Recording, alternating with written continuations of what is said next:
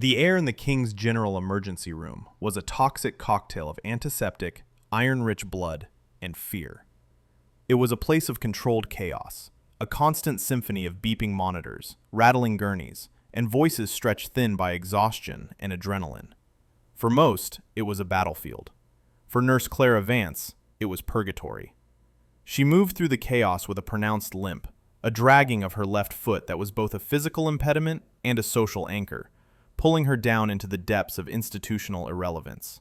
Her colleagues called her Limpy Clara when they thought she couldn't hear, and the tortoise to her face, a cruel joke about the careful, deliberate slowness of her movements.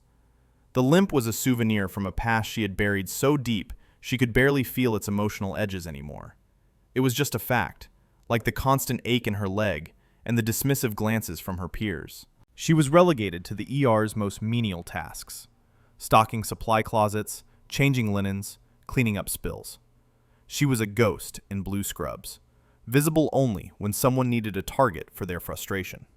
The king of this chaotic domain was Dr. Alistair Finch, chief of trauma surgery. He was a man sculpted from ego and ambition, with a surgeon's hands and a predator's smile. His brilliance was undeniable. He could pull patients back from the brink of death with a terrifying, beautiful precision. But his soul was a frozen lake. He moved through the ER not as a healer, but as a sovereign inspecting his territory, and he had a special, venomous disdain for Clara. He saw her limp not as an injury, but as a personal insult, a sign of weakness that contaminated his pristine, high-performance world. The day began like any other. Clara was restocking a suture cart, her movements methodical and quiet. She tried to make herself small, to blend in with the machinery. Dr. Finch swept into the trauma bay, a whirlwind of arrogance, his sycophantic retinue of residents and junior nurses trailing in his wake like pilot fish. He was holding court, dissecting a recent, complex procedure for his audience. "The key," he announced, his voice booming with self-satisfaction, "is not just speed, it's economy of motion. Every movement must have a purpose. There is no room for wasted energy, no room for hesitation." His eyes, cold and blue as a winter sky, landed on Clara. Her heart hammered against her ribs. She kept her eyes down, focusing on the neat rows of sterile packets. Maybe he would pass by. Maybe today he would leave her alone. He did not. He strode over to her cart, his expensive shoes stopping inches from her worn-out sneakers. The air grew thick and silent. Everyone was watching. "Nurse Vance," he said, the title dripping with condescension. "Still moving at the speed of continental drift, I see." A few of the younger doctors snickered. Nurse Davis, Finch's most loyal admirer, smirked openly. Clara felt a hot flush of shame creep up her neck. She said nothing, just continued her task, her hands trembling slightly. "I asked you a question," Finch snapped, his voice cutting through the air like a scalpel. "I'm sorry, doctor," she whispered, her voice barely audible. "I'm just trying to get this done." "Get this done?" he scoffed, picking up a packet of sutures from her cart. He examined it as if it were a dead insect. "This is your grand contribution to saving lives, is it? Stocking shelves? A trained monkey could do this job. In fact, a monkey would likely be faster." The humiliation was a physical thing, a heavy cloak she was forced to wear every day. She squeezed her eyes shut for a second, praying for the floor to swallow her whole. He wasn't finished. He gestured towards her leg with a flick of his wrist. "Tell me, Vance, is that limp a permanent feature, or are you simply auditioning for a role in a tragedy? Because your very presence is a tragedy for this department's efficiency." That was it. The final, brutal twist of the knife. He wasn't just mocking her. He was mocking the scar of a past she had fought so hard to survive. A tear she refused to shed burned behind her eyes. She fumbled with the tray of instruments she was holding. It slipped from her grasp. Clang. The metallic shriek of steel hitting linoleum echoed through the suddenly silent ER. Scalpels, forceps, and clamps scattered across the floor in a silver spray of failure. Finch looked down at the mess, then back up at her, a look of theatrical disgust on his face. "Incredible. You can't even hold a tray. You are a liability, a walking, or should I say, limping, lawsuit. Clean this up." He kicked a stray hemostat with the toe of his shoe. "And then get out of my sight. Go count tongue depressors. It seems to be the upper limit of your capabilities." He turned and swept away, his entourage following, their laughter a cruel wave that washed over Clara as she knelt on the cold floor. Her hands shook as she began to pick up the scattered instruments. A junior nurse, Maya, with kind eyes and a perpetually worried expression, darted forward to help. "Don't," Clara whispered, her voice tight. "He'll see you." Maya hesitated, then retreated, her face a mask of guilt and fear. Clara was alone. As she gathered the tools of a trade she once mastered, she felt the old, familiar rage coiling in her gut. It was a cold, dangerous thing she had learned to suppress. But today, it was awake. Today, it was listening. She took a deep breath, pushed it back down, and went back to being invisible. The relative calm of the morning was shattered just before noon. A roar of sirens crescendoed outside, an orchestra of disaster. The call had come in minutes before, a multi-vehicle pileup on the interstate during a sudden downpour. The ER doors burst open, and the flood began. Paramedics wheeled in gurney after gurney, their shouts painting grim pictures of the carnage. 45-year-old male, crushed chest. 20-year-old female, massive head trauma. Unrestrained pediatric, GCS of 3. The ER transformed from a place of controlled chaos to a full-blown war zone. Dr. Finch was in his element, a conductor orchestrating a symphony of life-saving. He barked orders, his hands moving with impossible speed, his mind a supercomputer processing dozens of variables at once. Amidst the torrent of critical patients, one was almost forgotten. He was wheeled in by a rookie paramedic team and shunted into Bay 4, a curtained-off alcove typically used for minor complaints. He was a John Doe. No wallet, no phone, no identification. His clothes were torn and dirty. He was covered in grime and the coppery smell of old blood, and he was deeply unconscious. "What do we have?" Finch called out, not even looking over, his attention focused on a patient with a tension pneumothorax. "John Doe," the young paramedic stammered. "Found about 100 yards from the main crash site. Looks like he was thrown clear. Vitals are stable, just some scrapes and bruises. Smells of alcohol. Probably a vagrant who was too close to the road." Finch made a dismissive gesture. He thrived on complexity, on the spectacular saves that burnished his reputation. A drunk homeless man was not a worthy challenge. It was an administrative nuisance. Get a basic workup, check his blood alcohol, and then get him out of here. We need this bed for someone who actually matters. Page Social Services, have them find him a shelter. Dr. Peterson, one of Finch's residents, did a cursory exam. He shone a light in the John Doe's eyes. The pupils were a bit sluggish, but he chalked it up to intoxication.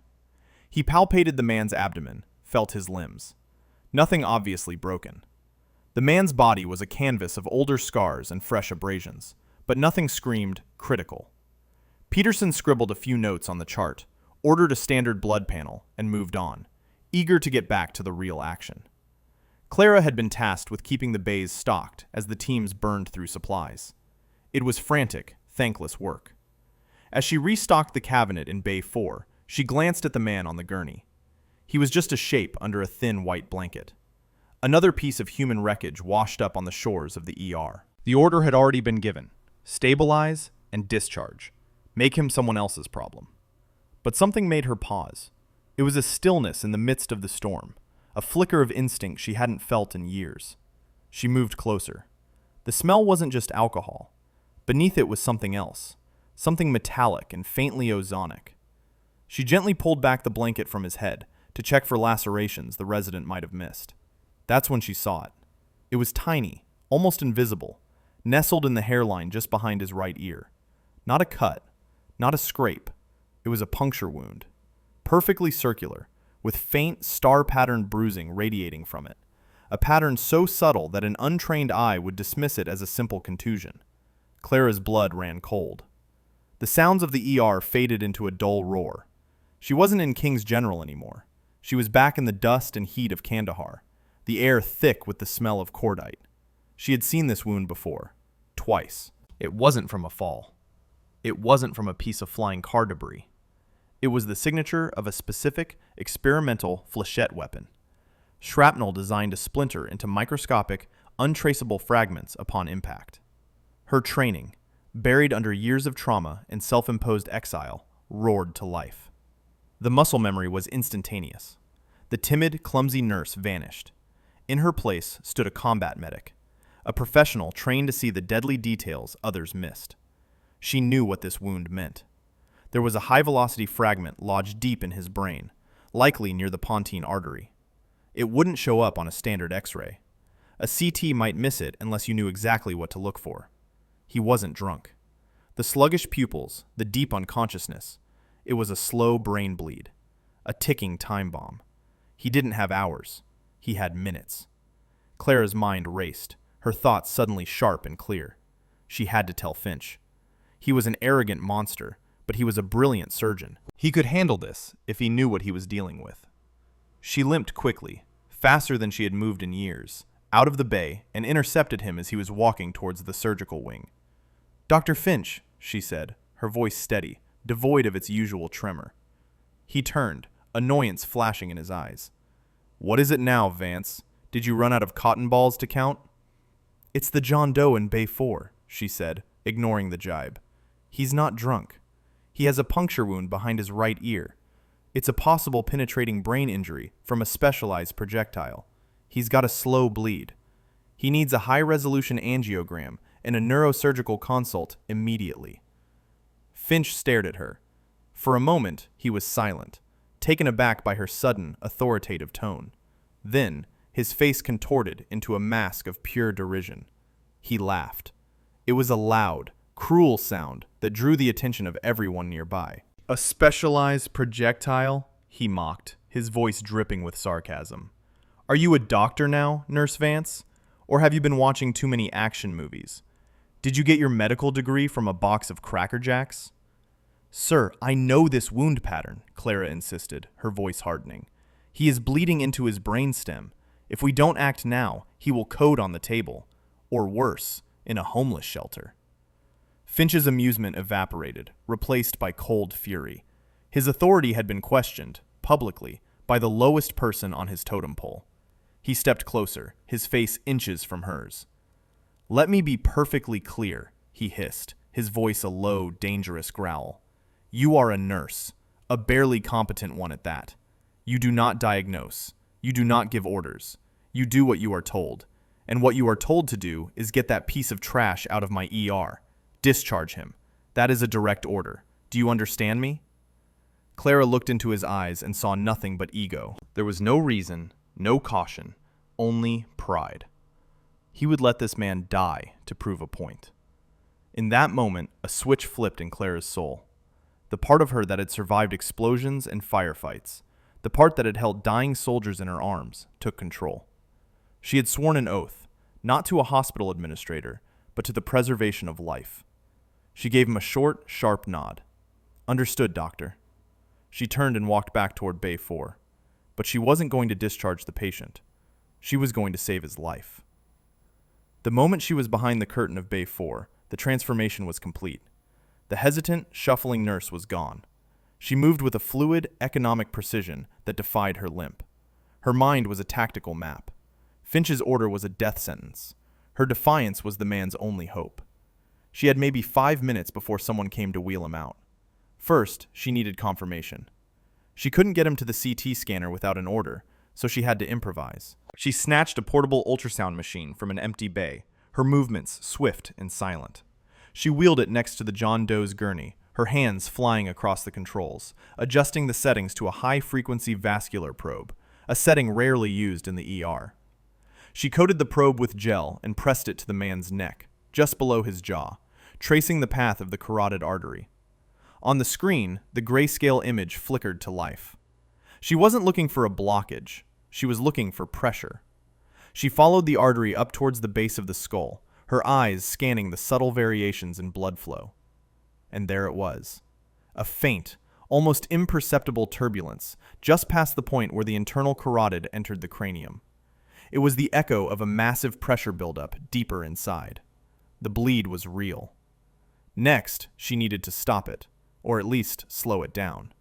She couldn't operate, but she could intervene chemically. She strode to the main crash cart, her limp a steady, rhythmic beat of purpose.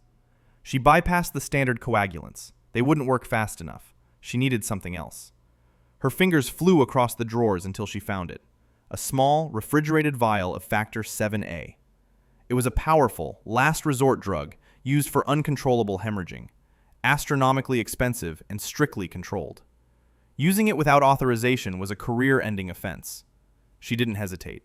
She drew a precise dose into a syringe, her hand as steady as a rock. Back in Bay 4, she expertly located a vein in the man's arm and administered the drug. It was a massive gamble. Too much could cause catastrophic clotting. Too little would do nothing. She trusted her training. Just as she disposed of the syringe, a transport orderly arrived with a wheelchair. "I'm here for the John Doe. Orders are to discharge to the shelter intake." Clara stepped in front of him, physically blocking his path. Her stance was rooted, immovable. Her voice was quiet, but it held the unyielding authority of a commanding officer. "There's been a change of plan," she said, her eyes locking onto his. "This patient is not stable. He's going nowhere." The orderly, a young man used to taking orders, was confused. "But Dr. Finch said—" "Dr. Finch is mistaken," Clara cut in, her tone leaving no room for argument. "This patient stays. Now step aside." The orderly, intimidated by her sudden, inexplicable confidence, backed away, stammering that he was going to get a supervisor. Clara knew her time was up. She had committed an act of blatant insubordination. The consequences were coming. They came in the form of Alistair Finch. He appeared at the edge of the bay, his face a thundercloud of incandescent rage. The orderly had run straight to him. "What is the meaning of this, Vance?" he roared, ripping the curtain aside.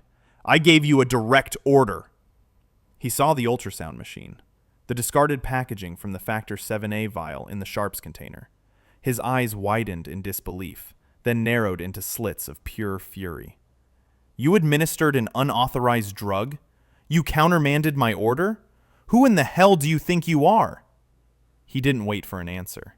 He grabbed her by the arm, his fingers digging into her flesh like talons. He dragged her from the bay, out into the center of the ER, for all to see. The entire floor fell silent again, watching the spectacle unfold. "This woman is not a nurse!" Finch bellowed, his voice echoing in the cavernous room. "She is a menace. She has endangered a patient and flagrantly disobeyed a direct command from the chief of surgery. You are fired, Vance. You are finished." He wrenched her ID badge from her scrubs, the clip snapping. "Security!" he yelled. "I want this woman escorted off the premises immediately. She is not to set foot in this hospital ever again." Two burly security guards materialized, their expressions a mixture of duty and discomfort. They took her by the arms. Clara didn't struggle. She looked past Finch, her gaze fixed on the man in Bay 4. She had bought him time. That was all that mattered. They escorted her to her locker, watched as she packed her few personal belongings into a small bag, and then marched her through the corridors, a public parade of her disgrace. Nurses and doctors she had worked with for 2 years averted their eyes. Doctor. Chen looked down at his chart, pretending to be absorbed. Maya watched with tears in her eyes, helpless. The automatic doors of the ER hissed open, and she was pushed out into the cold, driving rain. The doors hissed shut behind her, sealing her out of the world she had tried, and failed, to hide in. Soaked and alone, her career in ruins, Clara Vance began to limp her way down the street, the ache in her leg a dull throb that matched the one in her heart. Clara had only made it 2 blocks, the cold rain plastering her thin scrubs to her skin, her mind a numb void of failure and despair. Then she heard it, a sound that didn't belong in a city. It was a deep, rhythmic whump, whump, whump that grew louder by the second, vibrating in her chest. She looked up. Descending from the gray, weeping sky were 2 sleek, black helicopters. They were military-grade, MH-60 Blackhawks, birds of prey that belonged in war zones, not hovering over a downtown hospital. They ignored the designated helipad on the roof, instead taking up positions directly over the 6-lane highway in front of the hospital, their rotor wash blasting cars and sending terrified pedestrians running for cover. From the open doors of the helicopters, dark figures rappelled down with frightening speed and precision, their boots hitting the wet pavement in perfect unison. A platoon of soldiers, clad in black tactical gear, armed with short-barreled rifles, fanned out, securing the intersection. They moved with the silent, predatory grace of a wolf pack. Panic erupted. People screamed, thinking it was a terrorist attack. The main doors of the ER, the same doors Clara had been thrown through minutes before, burst open again. This time, it wasn't a guard pushing someone out. It was a dozen Special Forces operators pouring in. They didn't shout. They didn't raise their weapons at the staff. They simply took up positions, their presence alone sucking all the air out of the room. The chaos of the ER ground to an instant, terrified halt. At the head of the formation was a master sergeant, a man whose face looked like it was carved from granite. His eyes, cold and assessing, swept the room. He ignored the doctors and nurses cowering behind desks and equipment. He was looking for something. Or someone. Dr. Finch, his rage at Clara momentarily forgotten in the face of this new, unbelievable intrusion, puffed himself up. He strode forward, his green surgical scrubs a stark contrast to the soldier's black gear. "I am Dr. Alistair Finch, Chief of Surgery here," he announced, trying to project an authority he no longer felt. "What is the meaning of this? This is a hospital. You have no right—" The master sergeant didn't even look at him.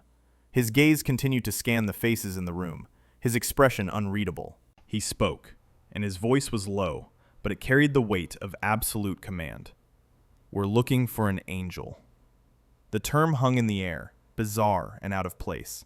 The staff exchanged confused, frightened glances. "Who treated the John Doe patient brought in from the I-5 crash?" the master sergeant demanded, his voice dropping another register, becoming a quiet threat. "The one in Bay 4. Finch's face went pale. This was about the vagrant? This massive, terrifying military response was for a homeless man? He saw his chance to reassert control, to pin the blame for the earlier chaos. "I am in charge of that patient," Finch said, his voice regaining a fraction of its arrogance. "There was an incident with an unstable nurse, but I have handled it. The situation is under control." The sergeant finally turned his head, fixing Finch with a look of such profound contempt that Finch physically flinched. "You are not in control of anything," the soldier said flatly. He turned to the rest of the terrified staff. "I will ask one more time. Who treated the patient?" There was a moment of terrified silence. Then, a small voice squeaked from behind a supply cart. It was Maya. It was Clara," she whispered, her voice trembling. "Nurse Vance. She tried to help him. But Dr. Finch, he just fired her.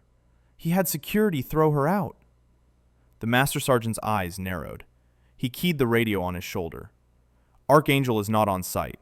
Repeat, Angel is off premises, confirmed ejected by civilian authority. Stand by." He looked at Maya. "Which way did she go?" Maya pointed a trembling finger towards the main entrance. The sergeant nodded to two of his men. "Find her. Now." A black, unmarked SUV that had been part of the ground convoy peeled away from the blockade, its tires hissing on the wet street. It sped down the block, its occupants scanning the sidewalks. They found her within a minute, a lone, limping figure in soaked blue scrubs, a portrait of dejection. The SUV pulled up beside her, and a soldier nearly the size of a refrigerator stepped out. He moved to block her path. Clara tensed instantly, her body dropping into a low, defensive crouch despite the pain in her leg. Her street victim persona dissolved, replaced by the coiled readiness of a cornered animal. The soldier held up his hands, palms open. "Clara Vance?" he asked, his voice surprisingly gentle. "Sergeant First Class Vance?" Hearing her old rank was like a punch to the gut. No one had called her that in 2 years. "Who's asking?" she said, her voice a low rasp. "General Thorne sent us," the soldier replied. "Your patient is his son. You need to come with us. Captain Thorne is asking for his angel." The pieces clicked into place. The wound, the patient's underlying fitness, the overwhelming response. It wasn't a vagrant, it was an operator, and she had just saved him. The soldier opened the rear door of the SUV. Clara hesitated for only a second before getting in. She was no longer running from her past. It had just stormed a hospital to come find her. The return to the ER was surreal. Clara walked back through the same doors she had been cast out of, but this time she was flanked by 2 towering Special Forces operators. They were her honor guard. The rain had plastered her hair to her scalp, and she was shivering from the cold. But she walked with a straight back, her limp no longer a mark of shame, but a steady, defiant rhythm. The entire ER staff stared in stunned silence. Their jaws were slack. They looked from the bedraggled, limping nurse to her military escort and back again, their minds unable to process the scene. Dr. Finch looked as if he had seen a ghost. A path cleared through the soldiers, and a man in a perfectly tailored Army general's uniform strode forward. He was in his late 50s, with graying temples and eyes that held the immense weight of command. This was a man who moved armies and decided the fates of nations. He ignored Finch, ignored everyone, and walked directly to Clara. "Nurse Vance?" he asked, his voice a deep, resonant baritone. "Yes, sir," she replied, her training kicking in, her posture shifting to something approaching parade rest. "I'm General Marcus Thorne," he said, his eyes filled with a gratitude so profound it was almost overwhelming. "The man in Bay 4 is my son, Captain Alex Thorne. The medics on my team have confirmed your diagnosis. The drug you administered saved his life. You gave him the time he needed." A collective gasp went through the room. The sycophants who had laughed at her now stared in horror. Dr. Chen finally looked up from his chart, his face pale with regret. The general kept his focus on Clara. "My son is still critical. He's asking for you." He said, the angel with the sad eyes was the only one who knew what was wrong. Then, General Thorne turned his attention to Dr. Finch. The warmth in his eyes vanished, replaced by a glacial fury. He took a slow, deliberate step towards the surgeon, who seemed to shrink under his gaze. "You," the general said, his voice dropping to a lethal whisper that was more terrifying than any shout. "You are Dr. Alistair Finch." It was not a question. "Yes, General," Finch stammered, his bravado utterly shattered. "There has been a terrible misunderstanding." "There has been no misunderstanding," the general cut him off. "You are relieved of all medical authority over Captain Thorne, effective immediately." He gestured towards Clara. "This woman is now in charge of his care. Her word is law. Her orders are my orders. Every resource in this hospital is at her disposal. Is that understood?" Finch's face, a moment ago pale, was now a mottled red. "You can't do that. This is my hospital. She's a fired nurse. She's incompetent." The general's voice became dangerously soft. "Doctor, I suggest you remain silent. Your hospital, your authority, and your career are the very least of your concerns right now. My team is currently reviewing every decision you've made today. Pray they find nothing but simple incompetence." He turned his back on the stunned surgeon, a gesture of ultimate dismissal. He looked back at Clara. "Sergeant, what do you need?" Clara's mind, now fully engaged, was already working the problem. "I need a secure room, a full neurosurgical suite on standby, and a live feed to the CT scanner. And I need his full medical file from the military. Now." "Done," the general said. He turned to the master sergeant. "Give her whatever she wants. Lock this floor down. Nobody in or out without her say-so." The soldiers moved to obey. Clara Vance, the limping, disgraced nurse, was now in command of the King's General ER, and her war was just beginning. The soldiers cleared and secured the adjoining surgical ICU, a state-of-the-art wing that Finch usually reserved for his high-profile patients. It was now a forward operating base. Armed guards stood at every entrance, their presence a stark reminder that this was no longer a civilian matter. Inside the primary suite, Captain Alex Thorne lay connected to a web of advanced monitors, his condition stabilized, but still precarious. General Thorne stood beside Clara as she reviewed the data streaming across the screens. "Tell me everything, Sergeant," he said, his voice low and urgent. "The drug I gave him, Factor 7A, has temporarily arrested the bleed," Clara explained, her voice crisp and professional. She pointed to a 3D rendering of a brain scan that had just been completed. "But this is the problem. The flechette splintered on impact, just as I thought. There's a primary fragment lodged against the wall of the pontine artery, but there are dozens of microscopic secondary fragments spreading into the surrounding tissue. Standard surgery is impossible. Trying to extract them would be like picking dust out of a spider web. It would cause more damage than it would prevent." The general's face was grim. "What does that mean for him?" "It means he's a dead man walking unless we can neutralize those fragments," Clara said bluntly. There was no room for gentle bedside manner now. This was a tactical briefing. "But there's more. Look at the primary fragment." She zoomed in on the image. Encased in the jagged piece of metal was a microdot, no bigger than a grain of sand. That's not just shrapnel, that's a delivery system. The general's expression darkened. So it's true. He was ambushed. He was returning from a deep cover operation in Eastern Europe. He had acquired intel on a new generation of neuro-warfare. We believe the intel isn't in a report. It is the report, stored on a bio-encrypted data chip. That must be it. They didn't just try to kill him, Clara realized aloud. The flechette was designed to be retrieved. They shot him down and staged the crash, expecting to recover his body from the morgue and extract the chip. And your intervention ruined their plan, the general finished for her, which means they know he's alive, and they know where he is. They will be coming for him. Meanwhile, in his now useless office down the hall, Dr. Alistair Finch was panicking. His world had crumbled in less than an hour. The general's threat echoed in his ears. An investigation. They would dig. They would find the malpractice suits he'd had buried, the corners he'd cut, the data he'd falsified on research grants, and his gambling debts.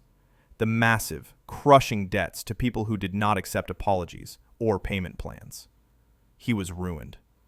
Desperation clawed at him. He needed money. He needed a way out. And then a thought, ugly and treacherous, slithered into his mind. This patient, this Captain Thorne, was important. Important enough for a private army to descend on his hospital. Important people had powerful enemies, and enemies paid for information. His hands shaking, Finch pulled a burner phone from a locked drawer in his desk. He dialed a number from memory, a number he had prayed he would never have to use again. A man with a thick, Eastern European accent answered on the first ring. "What?" the voice growled. "It's me," Finch whispered, his voice hoarse. "I have something you want. Information. About a patient. A very important patient who just arrived at my hospital." "We know he is there," the voice on the other end said coldly. "The plan failed." "But you don't know the layout," Finch pressed, his words tumbling out in a desperate torrent. "You don't know the security protocols they're setting up. I do. I can get you a floor plan. I can tell you where he is, which room, how many guards. I can create a diversion." He was selling them his hospital, his colleagues, for a chance to escape. There was a pause on the other end. "This information better be good, Doctor. If it is, your financial problems will disappear. If you are wrong, you will disappear." "It's good," Finch promised, sweat beading on his forehead. "He's in the surgical ICU, West Wing, guarded by a dozen soldiers. But there's a service entrance from the sub-level loading bay. It's a blind spot. I'll make sure it's unlocked." Back in the ICU, Clara was working with the military's medical team, a group of highly skilled medics who now deferred to her without question. Her initial timidity was a distant memory. She was in her element, her mind a whirlwind of calculations and contingencies. But a persistent, nagging feeling of unease settled over her. A combat medic's sixth sense. "Something's not right," she said to the master sergeant. "They know we're here. A frontal assault is suicide. They'll try something quieter. A soft probe." The sergeant nodded, his respect for her growing by the minute. "We've got the floor locked down tight. No one gets past the elevators without my say-so." "They won't use the elevators," Clara countered. "They'll come from inside, disguised. Staff, orderlies, a cleaning crew." As she spoke, a janitorial cart rattled down the hallway, pushed by two men in hospital maintenance uniforms. They nodded to the guards at the main entrance to the ICU wing. One of the guards, a young soldier, moved to stop them. "This floor is restricted." "We got a call about a clogged drain in the scrub room," the first man said, his voice casual. "Doctor's orders. Said it was an emergency." He held up a work order. It was a forgery, but a good one, likely created using information supplied by Finch. The guard hesitated. It seemed plausible. Before he could make a decision, a code blue alarm blared from a room down the hall. A diversion, just as Finch had promised. The guards were momentarily distracted. In that split second of confusion, the two janitors moved. They didn't go for the guards. They moved with silent, deadly speed towards Alex Thorne's room. One of them pulled a silenced pistol from the cleaning cart. The other produced a syringe filled with a clear liquid, potassium chloride, a fast-acting and virtually untraceable way to induce cardiac arrest. Clara saw the movement out of the corner of her eye. She didn't shout a warning. There wasn't time. Her body reacted before her mind could fully process the threat. She shoved a mobile EKG machine into the path of the first man, sending him stumbling. The second man, the one with the syringe, was already inside Alex's room. Clara followed him in, her limp forgotten, her body moving with explosive speed. The assassin lunged for Alex's IV line. Clara didn't have a weapon. She improvised. She grabbed a stainless steel medical tray and slammed the edge of it into the man's wrist. Crack! The sound of bones snapping was sickeningly loud in the quiet room. The man screamed and dropped the syringe. He was a professional, though. Even with a broken wrist, he spun, pulling a combat knife with his other hand. He slashed at her throat. Clara ducked under the blade, the cold steel whispering past her ear. She came up inside his guard, her hand shooting out in a rigid, spear-like jab. Her fingers struck a precise point just below his sternum, the solar plexus. The air rushed out of his lungs in a massive gasp. As he staggered backward, paralyzed, she pivoted on her good leg and drove her other heel into the side of his knee. The joint hyperextended with a wet pop, and he went down, howling in agony. The entire confrontation had lasted less than 5 seconds. By the time the Master Sergeant and his men burst into the room, rifles raised, they found Clara standing over the incapacitated assassin, her chest heaving, her eyes blazing with a cold fire they recognized from the world's most dangerous places. The other assassin had already been neutralized by the guards in the hallway.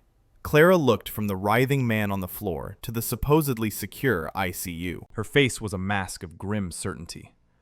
"They used the hospital's own systems against us," she said, her voice low and hard. "Someone on the inside is helping them. This location is compromised. We have to move him. Now." The general, who had witnessed the entire brutal takedown on a security monitor, didn't argue. "Where can we go?" Clara's mind was already 3 steps ahead. Not another hospital. Not a military base. They'll be watching both. We need to go off the grid. Somewhere isolated, defensible, with the basic resources I need to keep him alive. A memory surfaced, a contingency plan from a life she thought she'd left behind. A place of last resort. "I know a place," she said, "but we have to move fast, and we have to move quiet." The escape from King's General was a masterclass in controlled chaos. While one team of soldiers created a loud, visible distraction at the front of the hospital, drawing the attention of news crews and any enemy scouts, Clara directed a second team in the sub-level morgue. "He's crashing," she said, her eyes fixed on the portable monitor displaying Alex's vitals. The stress of the attack and the move was taking its toll. "His intracranial pressure is spiking." She worked furiously, her hands a blur, administering a cocktail of drugs to stabilize him for transport. She jury-rigged a mobile life support system using a gurney, a car battery, and equipment scavenged from an ambulance. It was a crude, ugly setup, but it would work. They loaded Alex into the back of a nondescript delivery van. The Master Sergeant rode with them, his rifle ready. 2 other vans, filled with a small, hand-picked team of operators, served as decoys and escort. They slipped out of the hospital's loading bay and melted into the city traffic. Their destination was a remote cabin deep in the Cascade Mountains, an hour's drive from the city. It was an old, disused Forest Service outpost, a place Clara knew from a wilderness survival course years ago. It was isolated, had its own well water, a generator, and, most importantly, a single, easily defensible access road. As the van bumped along the unpaved mountain road, the city lights fading behind them, the true gravity of their situation settled in. They were alone. No backup, no massive hospital infrastructure. Just a handful of soldiers, a critically injured operator, and a combat medic with a limp. They reached the cabin just as dawn was breaking. It was a simple, rustic structure of wood and stone, surrounded by a dense forest of pine and fir. The soldiers immediately fanned out, setting up a defensive perimeter, placing sensors on the road. Inside, the cabin was cold and dusty. Clara and the team's medic turned it into a makeshift ICU. They set up the monitoring equipment, ran IV lines from hooks in the ceiling, and made Alex as comfortable as possible on a cot near the large stone fireplace. For a few hours, there was a tense, deceptive peace.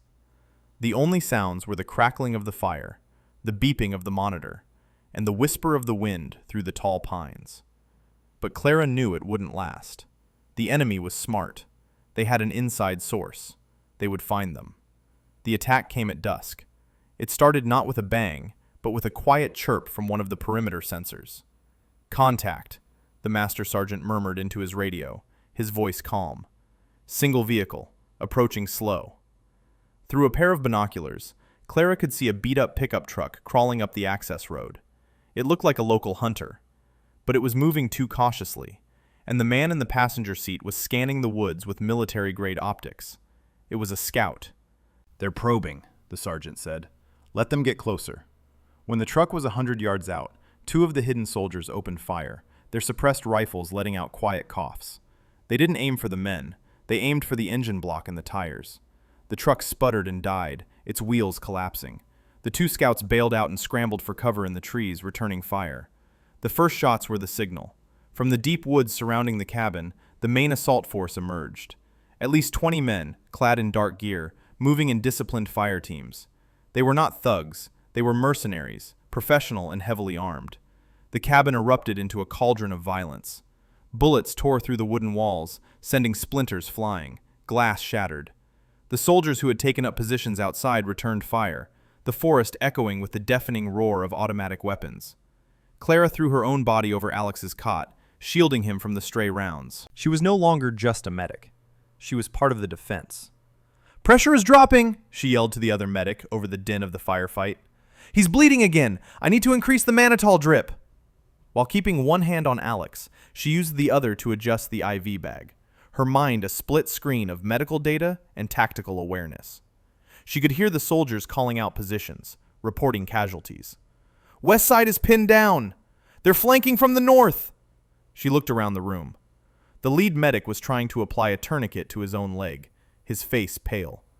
Two other soldiers were providing covering fire from the windows, but they were being overwhelmed. The perimeter was collapsing. "I need a weapon!" Clara yelled to the Master Sergeant, who was coordinating the defense from the center of the room. He looked at her, his eyes wide with surprise, then tossed her a sidearm from a fallen soldier. "You know how to use that?" Clara caught it in a practiced grip, her hand wrapping around the familiar weight of the pistol. She checked the magazine and racked the slide with an efficient, brutal economy of motion. "I do," she said, her voice grim. The front door of the cabin splintered, blasted off its hinges by a shotgun. A mercenary stepped through the frame, his rifle sweeping the room. Before the soldiers could react, Clara was already moving. She dropped to one knee, using a thick wooden table as cover, and raised the pistol. She didn't spray and pray. She took a breath, aimed for the center mass, and fired twice. Pop, pop. The two shots were barely audible over the larger battle, but they were lethally precise. The mercenary crumpled to the floor, his attack cut short. The Master Sergeant stared at her, his expression a mixture of awe and dawning comprehension. This wasn't just a medic who had seen some action. This was a warrior. But their small victory was short-lived. The mercenaries were using explosives now, blowing out the windows and walls, creating new entry points. The cabin was becoming indefensible. Smoke filled the room, acrid and choking. The beeping of Alex's heart monitor grew faint and erratic. "We're being overrun!" a soldier yelled. "We have to fall back! There's a root cellar in the back!" The Master Sergeant grabbed Alex's gurney. "Cover us!" he roared. Clara and the remaining soldiers laid down a barrage of suppressing fire as the sergeant and the other medic dragged Alex towards a heavy wooden door in the floor. They wrenched it open, revealing a dark, stone-lined staircase. They scrambled down into the damp, earthy-smelling darkness just as a grenade landed in the main room of the cabin. The explosion was deafening, shaking the very foundations of the house. The world went black. The cellar was their last redoubt. It was a cold, cramped space, smelling of earth and damp stone. The only light came from a single, bare bulb powered by the generator, which was still miraculously running. The sounds of the battle above were muffled but constant. Gunfire, shouting, the splintering of wood. The Master Sergeant and the three other surviving soldiers took up positions at the top of the narrow staircase, creating a fatal funnel for anyone who tried to follow. Clara and the wounded medic were with Alex. His monitor was flickering, the battery dying. His breathing was shallow. "He's fading," Clara said, her voice strained. The shock is too much. If I don't relieve the pressure in his skull, he's going to die right here. She needed to perform a field burr hole, a terrifyingly crude procedure to drill into the skull and drain the hematoma. She had done it once before, in the back of a shaking helicopter under enemy fire. She had the tools in her medical kit, a hand-cranked drill, but it was a desperate, last-ditch measure. "Do it," the master sergeant said from the top of the stairs, not taking his eyes off the doorway.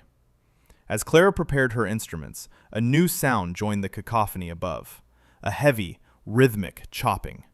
"Rotors!" one of the soldiers yelled. "Is that ours?" "No," the sergeant growled. "Call sign doesn't match.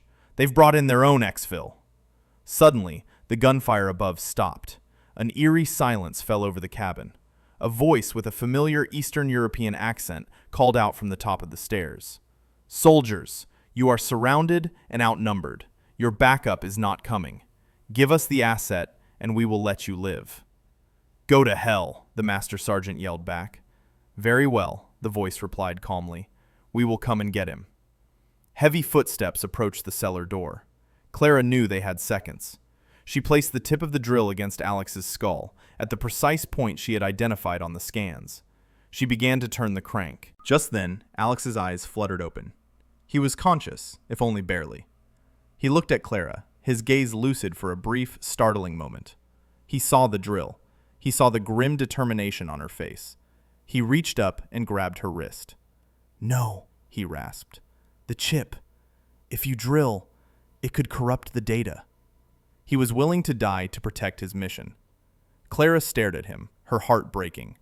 At the top of the stairs, the mercenaries made their move. They threw 2 flashbang grenades down into the cellar. The world erupted in a blinding white light and a deafening roar. The soldiers were disoriented, their vision and hearing gone. The mercenary leader, a huge man with a scarred face, descended the stairs, his rifle pointed at the dazed soldiers. He was about to execute them when Alex, with a final, impossible surge of adrenaline, kicked a loose stone on the floor. The small clatter was just enough of a distraction. The mercenary leader turned his head for a fraction of a second. It was the only opening Clara needed. The flashbang had affected her less, as she had been shielded by the gurney. She still held the sidearm. She didn't think. She reacted. Ignoring the ringing in her ears and the spots in her vision, she raised the pistol, her arms steady despite the chaos. She fired once. A single, clean shot. The mercenary leader's head snapped back, and he fell backward down the stairs, his dead weight crashing into the men behind him. In the stunned silence that followed, a new sound filled the air.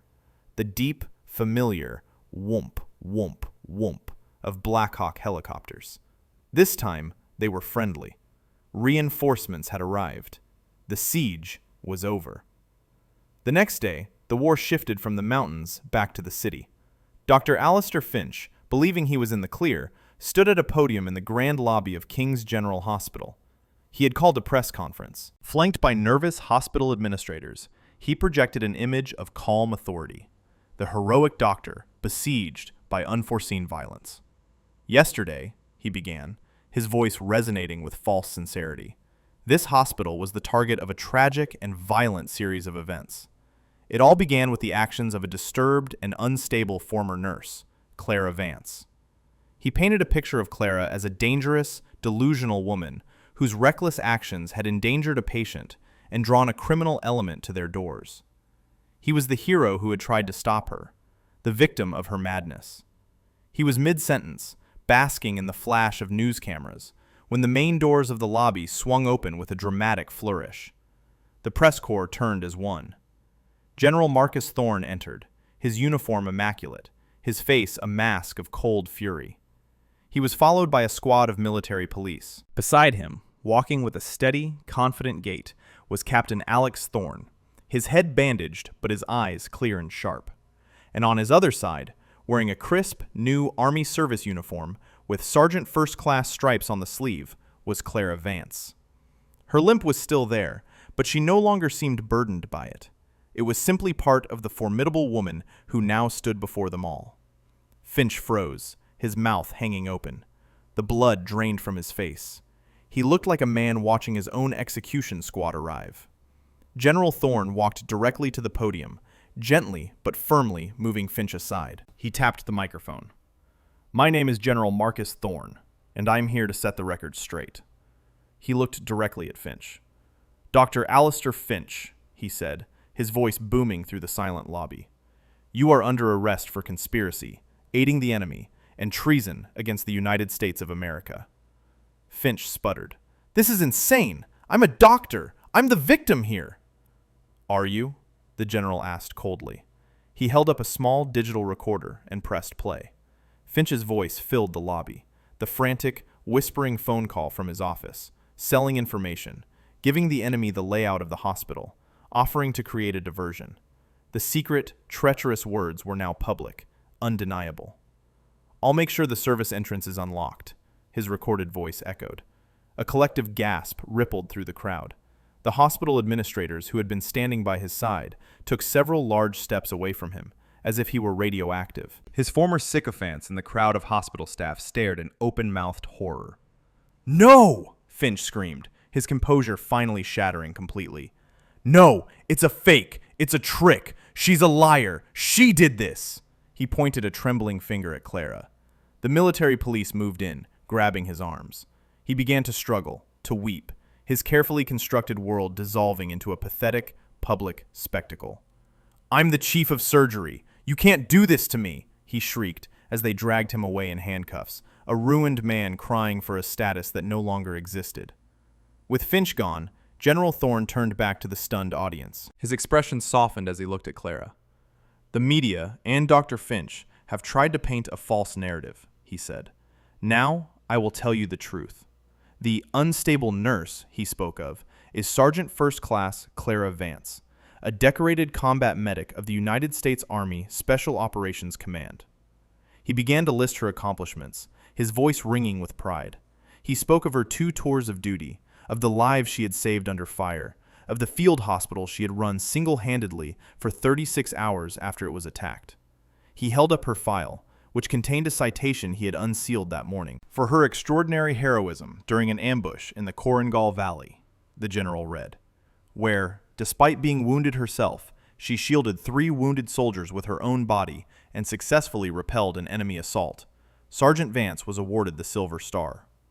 He paused, letting the weight of his words sink in.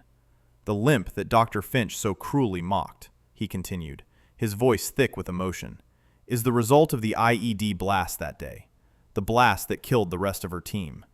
Her limp is not a mark of weakness. It is a scar of sacrifice, earned while defending the very freedoms that allow men like Dr. Finch to stand here and slander heroes." A wave of shame and awe washed over the hospital staff. Dr. Chen closed his eyes, his face a portrait of regret. Maya was openly weeping, but this time, her tears were for Clara's triumph, not her pain. Then, someone in the back started to clap. The applause grew, slowly at first, then swelling into a thunderous ovation that filled the entire lobby. They were applauding the quiet, limping nurse they had ignored and ridiculed, finally seeing the giant who had been walking among them. The general waited for the applause to die down. Then he turned to Clara. "Sergeant," he said, his voice now personal, for her alone. "The Army is creating a new unit, a rapid response, special operations medical team. A unit that will write its own rules, built for the kind of asymmetrical warfare we face today.